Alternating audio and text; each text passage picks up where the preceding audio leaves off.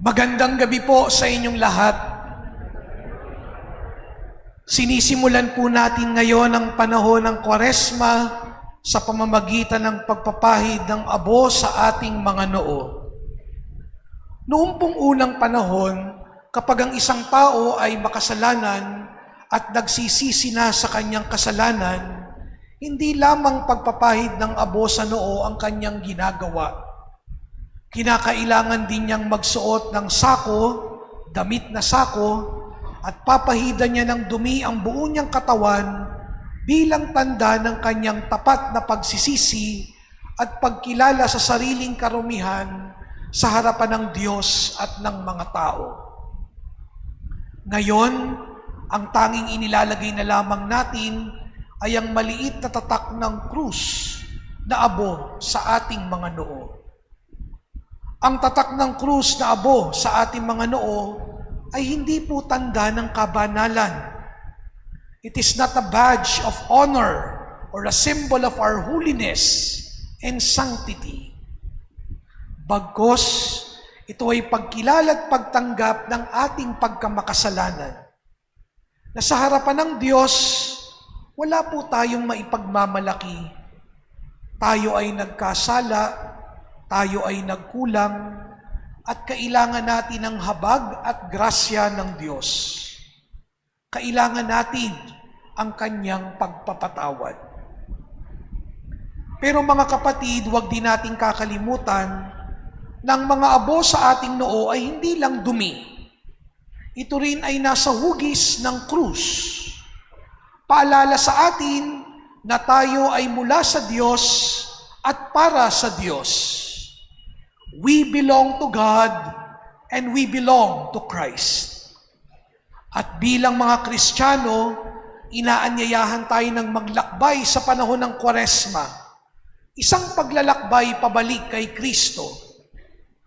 Oo, bagamat nagkasala tayo, oo, bagamat nagkulang tayo, at bagamat tayo'y naging marupok at mahina, subalit mayroon tayong krus na babalikan.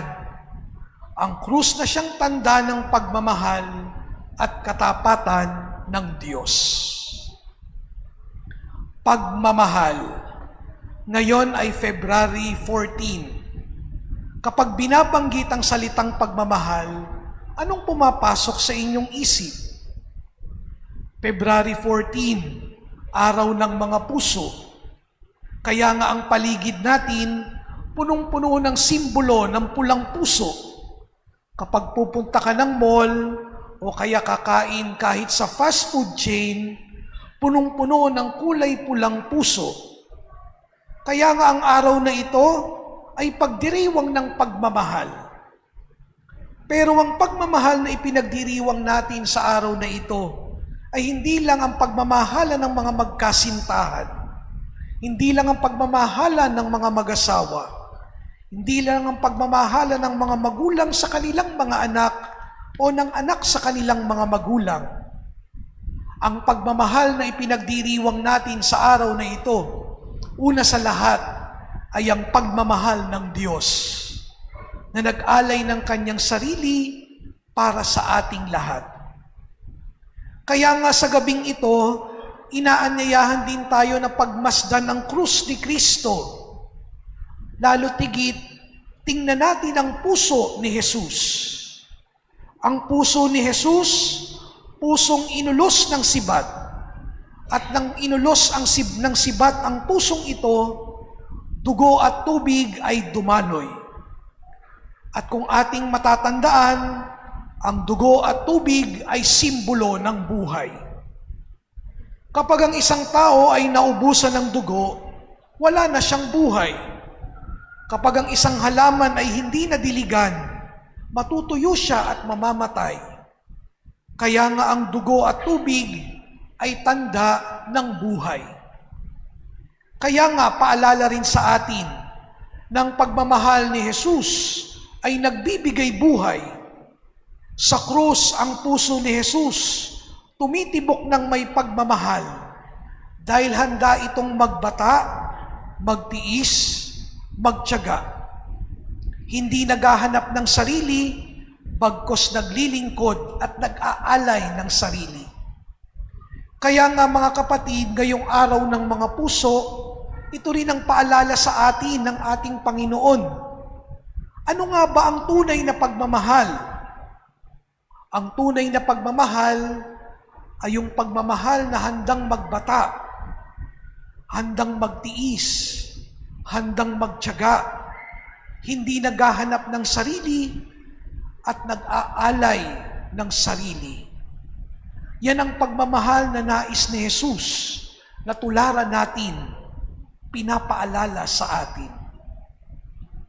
Kaya nga mga kapatid, sa ating ebanghelyo ngayong gabi, sinasabi sa atin ng ating Panginoon, mag-ingat dahil baka pakitang tao lamang ang paggawa natin ng mabuti. Pwede pala na maging pakitang tao din ang pagmamahal. Lalong-lalo na kung ang pag-aayuno, pagbibigay ng tulong, o ang pagdarasal ay ginagawa natin out of the wrong motivation. Mga kapatid, ang pag-aayuno, pagbibigay ng tulong o limos, at pagdarasal ay mabuti dahil ito ay konkretong kilos ng pagmamahal. Kaya nga kung ikaw ay nag-aayuno, binibigyan natin ng pagkakataon ng ating sarili na bawasan ang mga bagay na nakalulugod sa ating katawan, gaya ng labis na pagkain at katakawan, mga luho, mga pita, dahil alam natin at itinuturo sa atin ni Jesus na ang katawan din natin ito, ang katawang ginagamit natin para tayo'y makapagpuri sa Diyos at makapaglingkod sa kapwa. Bakit nga ba tayo nagbibigay ng tulong, naglilimos o nagkakawang gawa? Dahil pinipili nating isipin na habang mahalaga ang aking mga pansariling mga pangailangan, hindi lang sarili ang kailangang isipin, bagkus kailangan din ng pagsasaalang-alang sa kapakanan ng iba. Dahil walang taong nabubuhay para sa sarili lamang. Kaya nga, kapag ang ating kawang gawa ay sinasagawa sa harapan ng kamera o nakapost sa social media, ano pa nga bang gantimpala ang matatanggap? Kapag ang ating pagtulong ay umaasa ng pagpapasalamat, papuri at pagkilala, ano pa nga bang gantimpala ang matatanggap? Kapag naglalagay tayo ng hangganan sa ating pagtulong, o di kaya naman sumasama ang ating loob kapag meron tayong ginawa at hindi nakilala o inacknowledge man lang, ano pa nga bang gantimpala ang ating matatanggap?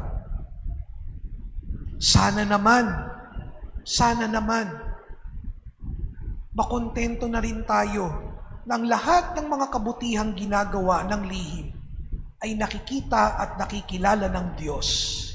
Siya ang tunay na magbibigay ng gantimpala sa atin. Ngayong panahon ng Kwaresma, bumabalik tayo sa disiplina ng pagdarasal.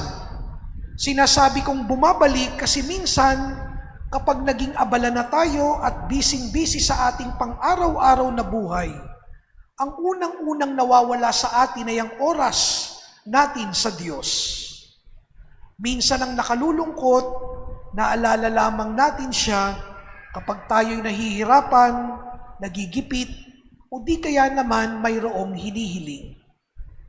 Hindi naman po masama iyon, pero sana ang pagdarasal natin ngayong panahon ng Kwaresma ay magkaroon ng bunga sa atin upang mapalapit tayo sa Diyos at mapalapit din tayo sa isa't isa.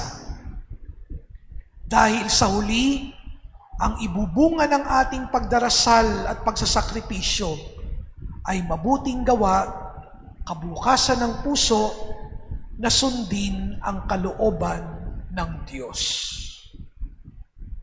Sa huli, tatatakan tayo ng krus sa ating mga noo.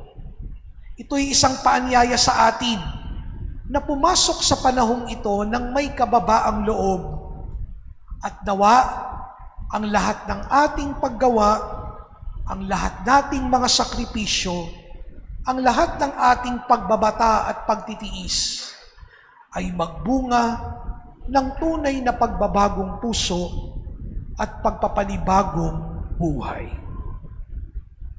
Sa ngalan ng Ama at ng Anak at ng Espiritu Santo.